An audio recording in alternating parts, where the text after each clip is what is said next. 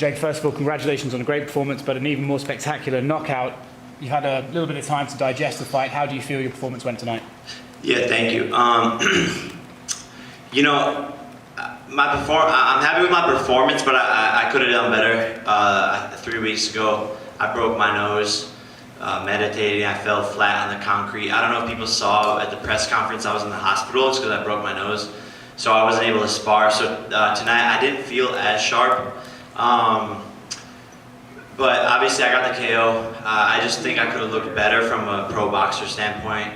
My jab wasn't landing, but you know, we got the knockout. But I give myself a 6 out of 10. You say you didn't land the jab, but a lot of that has to be said is because of his sort of lunging in. We said before the fight, did you think at the start of it, the athleticism would go out the window and he'd get a bit erratic, and that is basically what happened. So when he started doing that, did you have to compose yourself, or did you anticipate it leading in? No, I didn't anticipate that much holding and wrestling, so I just stayed calm. I didn't want to exert energy in the clinch, and I knew he was going to walk into a shot eventually, so I just stayed calm. I'm a little upset because obviously I've been really cocky about the first round knockout. I think the ref should have stopped it in the first round. He gave him like 15 seconds to get up. But I didn't expect it to be that much holding and wrestling. He was falling in a lot. That's what made it hard to like actually land my combos. I think, you know, I came down to his level a little bit. Just yesterday we were talking about this, like him coming in green and being an amateur, and I literally said I don't want to stoop down to his level. But sometimes it's a little bit hard when someone's fighting like and wrestling and coming in with their head. In a sense, though, at this point in your career, it's about getting minutes in the ring and it's about fighting different sort of fights.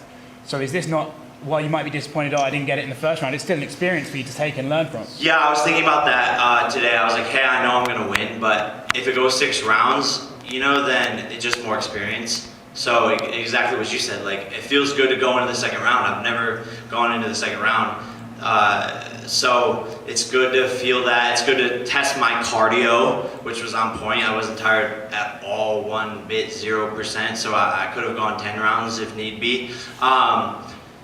So yeah, the experience is good. In the end, it didn't go all 6 rounds. I would like to ask you, after you knocked him down the second time, on the cameras at least, we could see he didn't look all there. Do you think the referee should have just not let him come out for the third knockdown? 100%. I think he should have stopped in the first round. He wasn't there. He was saying he wanted to continue the fight because of how many people are watching. You know, it should have ended in the first round. Otherwise, he wouldn't have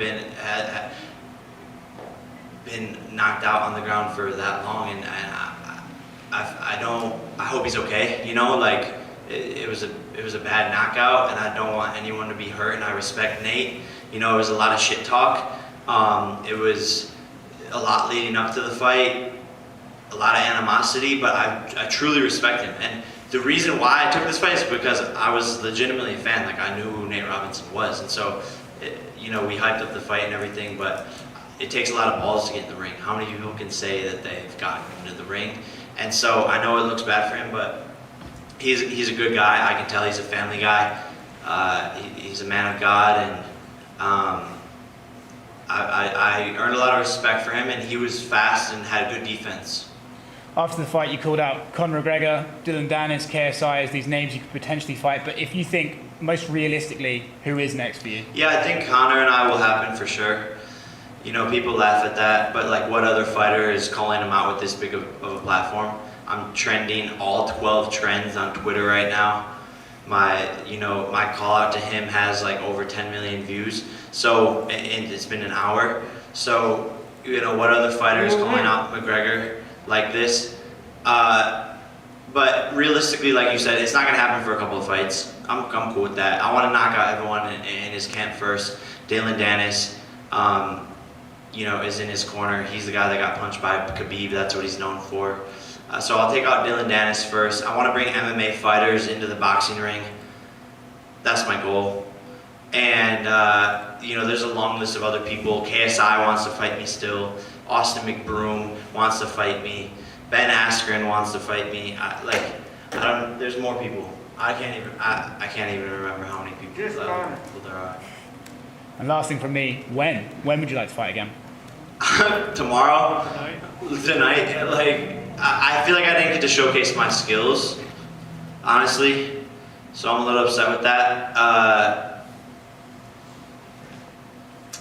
But I would fight. You know, my right hand always kind of hurts after these fights. My last time I had to do recovery on my right hand because I just was penetrating his skull. But same sort of thing with this. But I'll fight again ASAP. You know, but I think I just cemented myself as one of the biggest prize fighters. So someone's gonna have to come with a bag, or I might do my own promotion. You know, so we'll see. Jake, there's a lot of feedback, there's a lot of opinions of you on social media, people write about you. You definitely move the needle. What is your feedback or comments to people who still have not accepted you in the sport? You know, I'm putting the work in, and I understand why people don't want to accept me yet, but I've had 2 flawless victories. And I'm really dedicating my life to this. You know, I have a $8 million mansion in Calabasas that I haven't stayed at for 6 months. I haven't even been home because I've been in Las Vegas training in a little tiny house 2-a-days, pouring my heart and soul into this. So if people don't respect that, then I don't know what they're gonna respect. You know, it's an uphill battle for Jake Paul. It always has been. You know, I've fought for everything in my whole entire life. People hate me, people talk shit about me. But I'm still here. Still here. That's not hard. That's not hard. That's the You hard. obviously keep yourself busy with a lot of projects. You know, you're a media guy first. That's what you're known for. Are you ready to dedicate yourself as a full-time boxer? I already have. For the past year, you know? I've forfeited so many opportunities for this sport. Millions of dollars of opportunities. Content I could be posting. Merch I could be selling. Millions of views I could be getting. Albums I could be dropping. Movies I could be starring in. All because I want to box. And I wouldn't want to have it any other way. How's the money in boxing compared to your Google dollars off the ads? I don't know. The money's cool, you know? But I already made a lot of money. Now I want to die a legend. You're known to get in some trouble outside of training camp and stuff. Do you also want to make sure you keep a low, clean-cut profile moving in? Yeah, I mean, my nickname's the problem child. I always found myself in problems. But yeah, like I try to keep out of trouble. I always have, but it always finds me, I feel like. So, you know, I'm 23 with a lot of responsibility, a lot of pressure, the whole world watching. So I'm not perfect, you know, I'm gonna fuck up.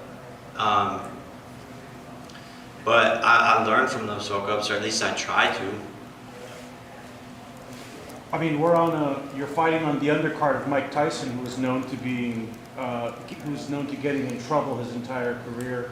But that also, do you feel like you move the needle? Does that help you kind of get your brand a lot bigger with that bad guy image? Yeah, like, I mean, I read Mike Tyson's book before I was on this undercard, before Mike Tyson even knew who I was. And I related so much to it, the problems, the struggles, the fucking people stabbing him in the back. He went through so much shit, charges, everything. It's the same shit I've went through. So for me, Mike Tyson's such a fucking inspiration, and it's such an honor to be on this card. And I feel like I've literally had almost the same exact life as him, you know, in different ways. So I've learned a lot from him, and when we met, I asked him for that advice. I was like, yo, how do you stay focused outside the ring?